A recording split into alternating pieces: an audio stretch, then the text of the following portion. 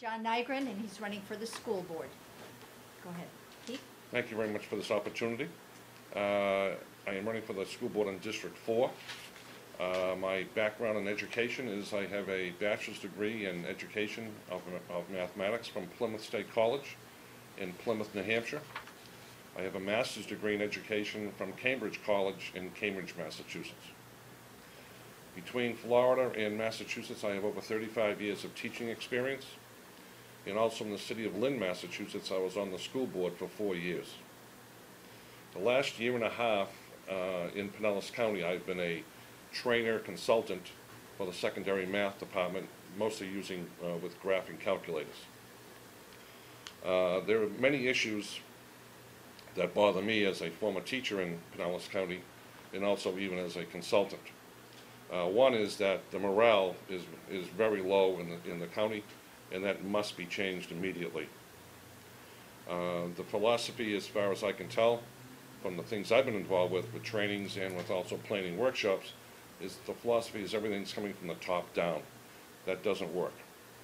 Workers, to me, have to be part of the process if we're going to be successful. Students must be held responsible for their behavior. I can elaborate on that later if you'd like. In the paper in the last week or so, the superintendent has had his contract extended for, I think it's 5 years. Personally, I would not have voted for that. Why now is probably my question. The dismissal of over 200 assistants in the ESE department, to me, is a disaster. I have 5 children of my own. I used to feel that my students in my class were also children of my own. And to me, when you lay off over 200 assistants, you are definitely affecting the education of children. Middle school and high school teachers should go back to teaching 5 periods out of 6 instead of the present 6 out of 7.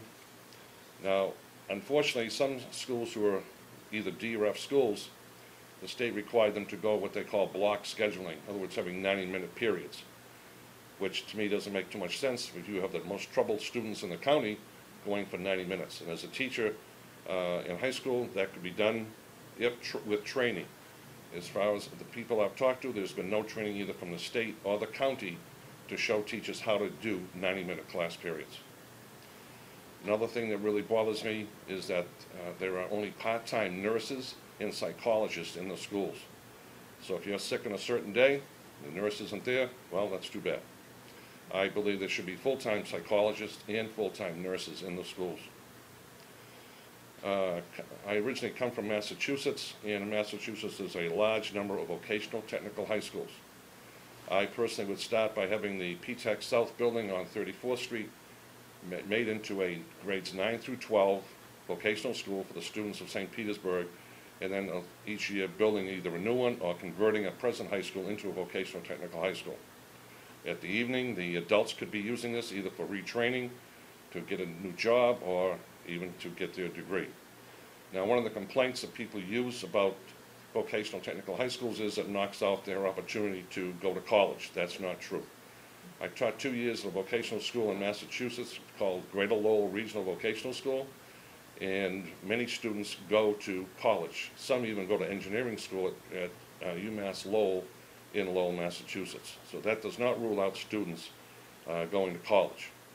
If they don't want to, then they can just take the regular classes that go with their vocational shops. We have a number of summer programs.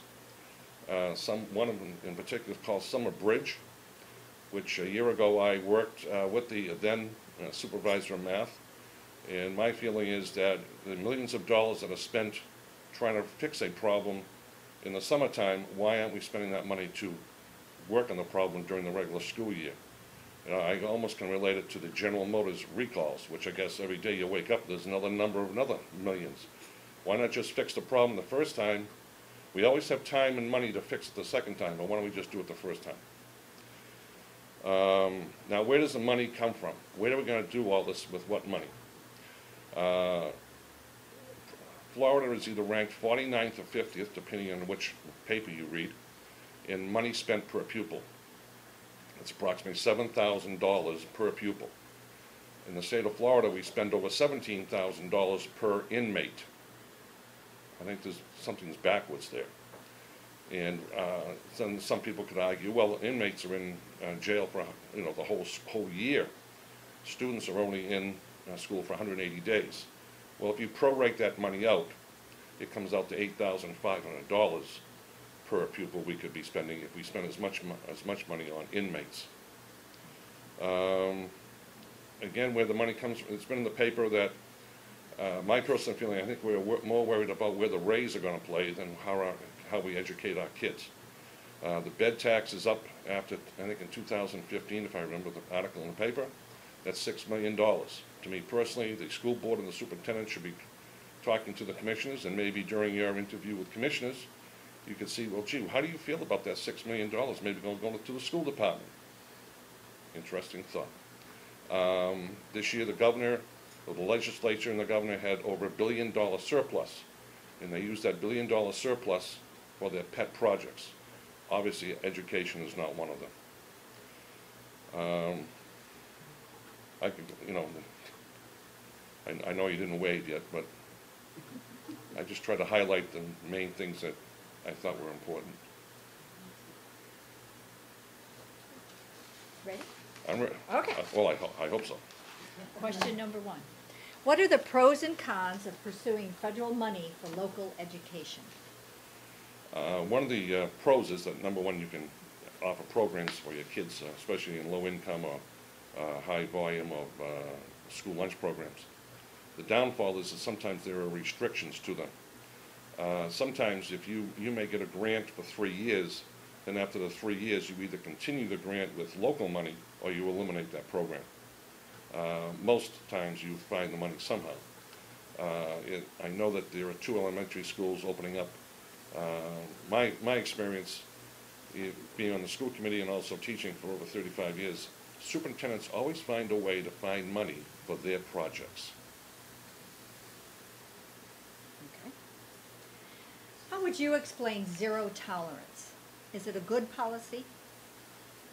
To me, there are exceptions to every rule. Sometimes we can go too far with zero tolerance.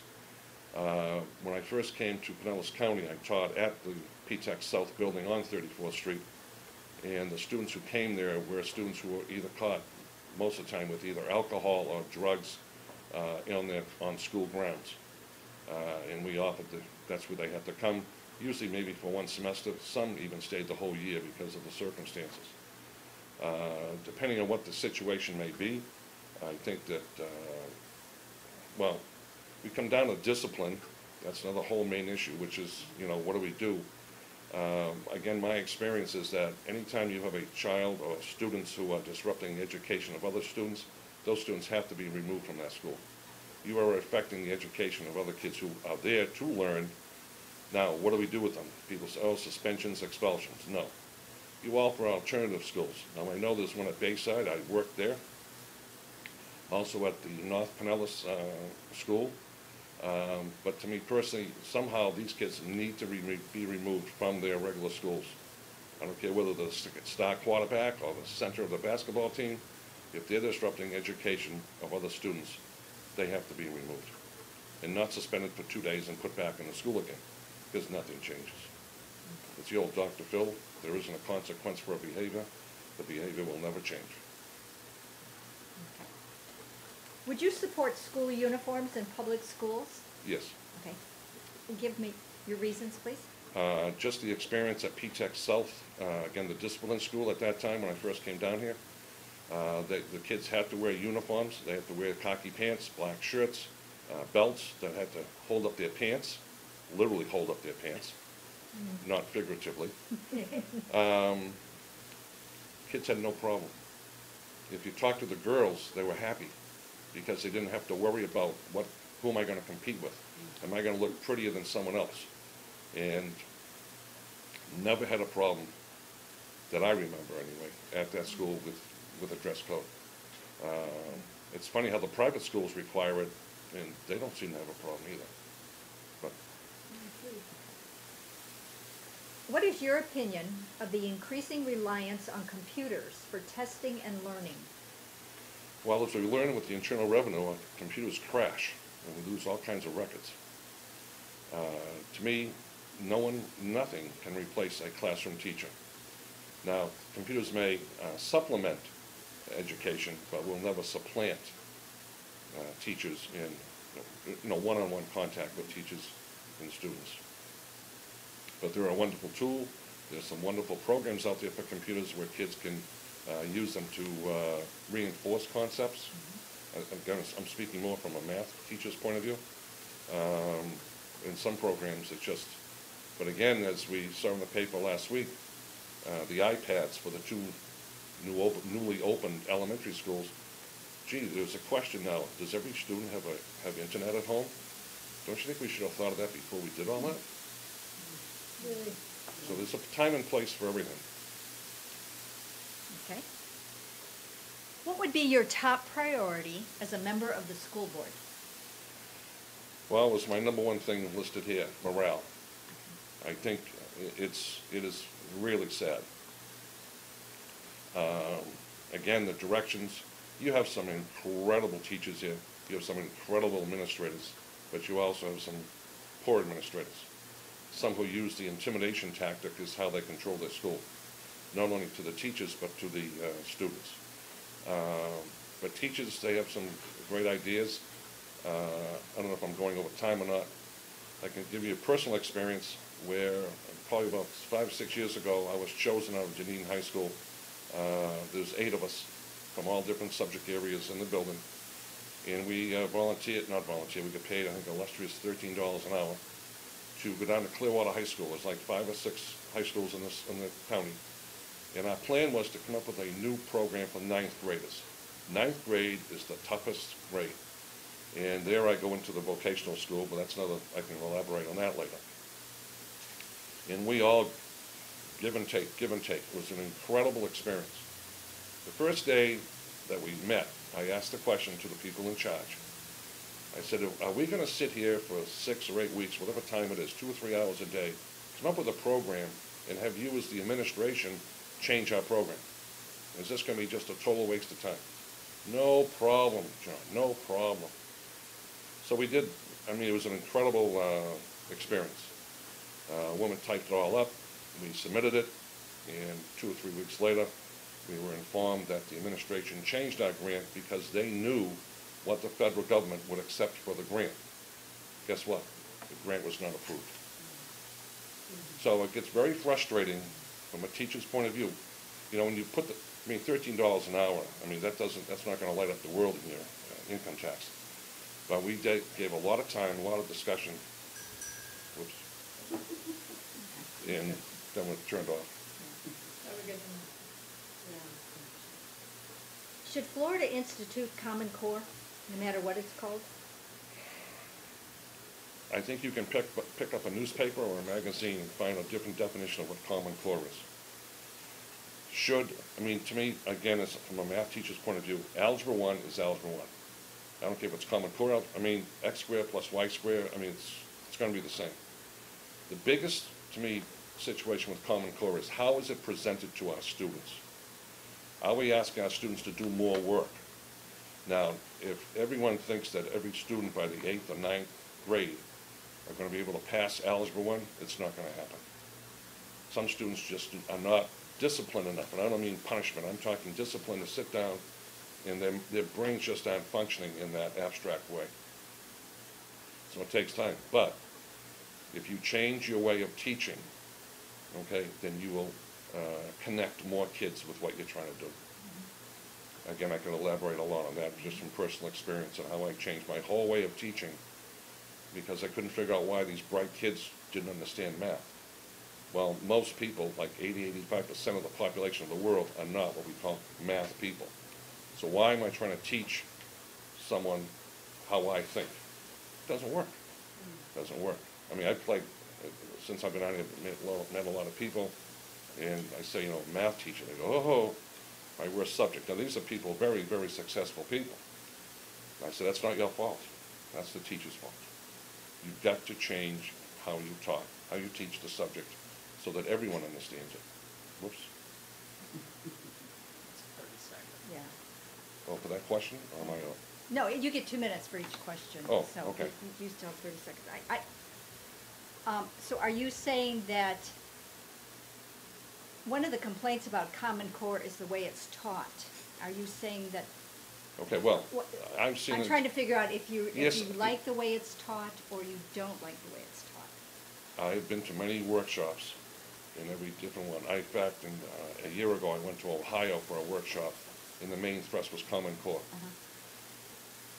The way questions are asked, okay, is really what Common Core is about, from my perspective.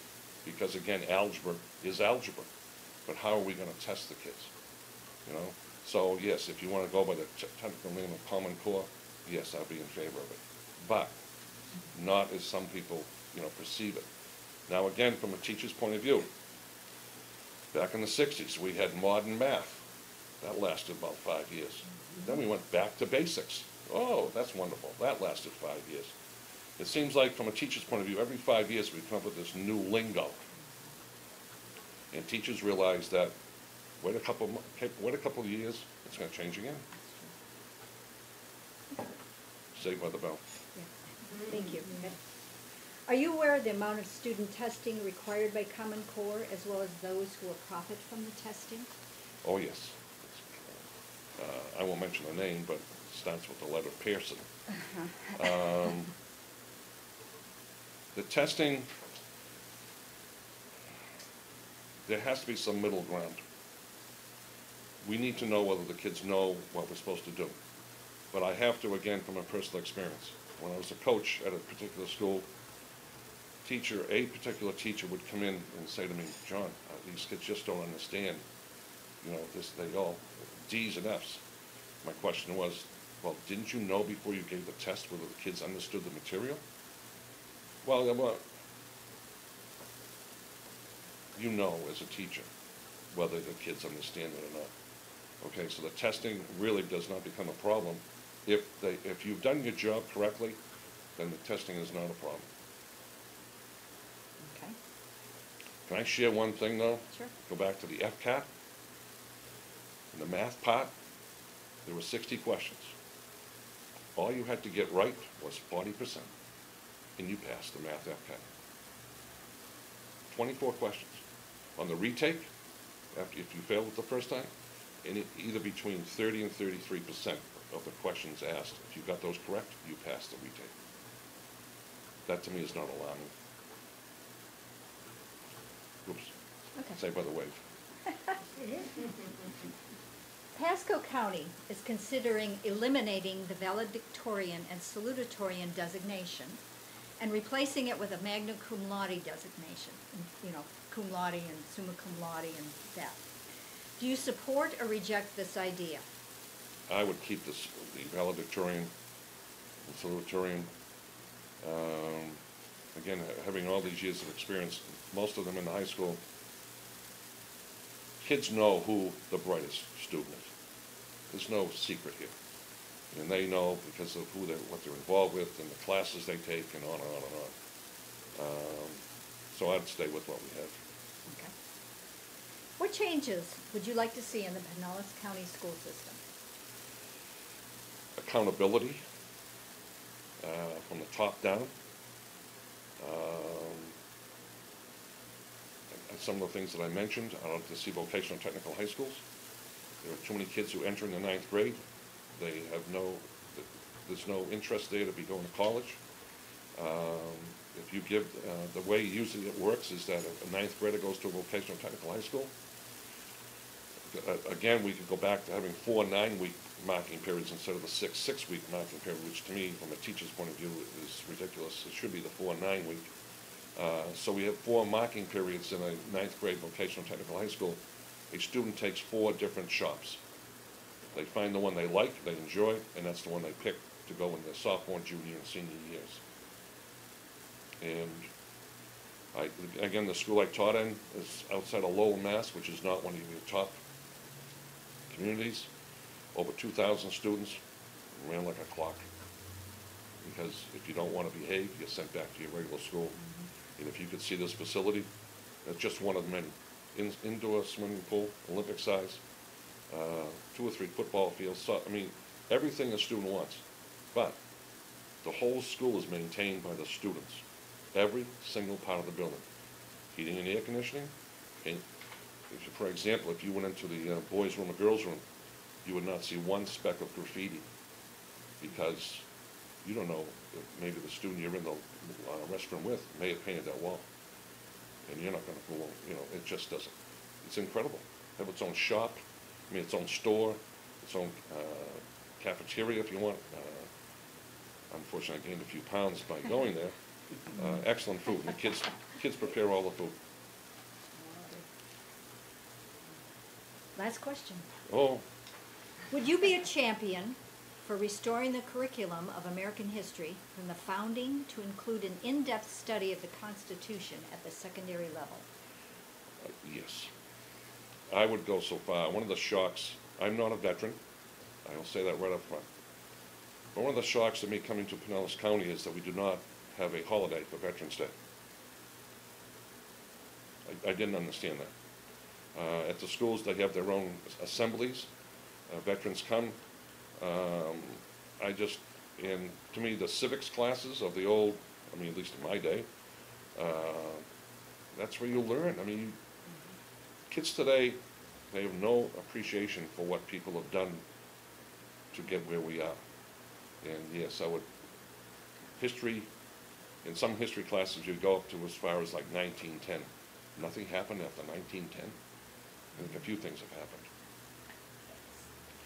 So yeah, you know, it just, some of the things, you know, some of these decisions that have been made and what should be made, it's just common sense. I mean, the history of this country, people should know what has happened. And the Veterans Day, that's a personal thing with me. Okay. All right, good. Now, you Oh. have, what, is it 2 minutes to sum up? Is it 2? So we would like you to sum up and give us the thing you really want to drill home. Well, without getting too emotional, which I have a tendency to do, this is about kids. That's it. It's not someone making $300,000 plus, okay? It's not about administrators who shouldn't even be in the jobs they're in, okay? Because all these things coming from the top down affect kids. I'll close right there. Okay, Sorry about that. thank you. Okay, thank you very much. Do you have any materials or anything, or a No, brochure I'm or more of anything? I do not have the financial situation as some candidates do. Okay. Literally on a shoestring, which probably has 2 or 3 knots in it. That's, We know about that. well, again, I want to thank you for the opportunity. Thank you Nice to very meet much. you. It's very Thank nice you. to Thank meet you. you. Really appreciate it. And I'm sorry it's hot in here. We're all, I should That's have okay. told you to take your coat off, and No, I that's okay. apologize. That's okay.